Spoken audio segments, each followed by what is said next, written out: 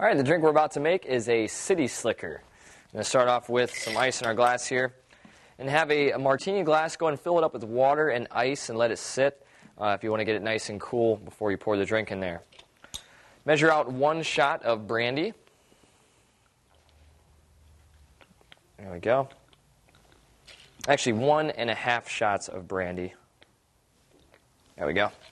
And 1 shot of triple sec. Now we're going to do just 1 tablespoon of lemon juice.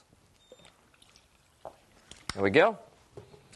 And we'll mix this up, get it nice and cold. Since we're going to serve it up with no ice, you want to make sure you get it nice and cold so it stays that way while your customer or friend or yourself are enjoying it.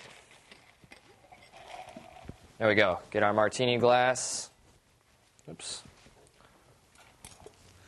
And strainer, and go ahead and pour it in.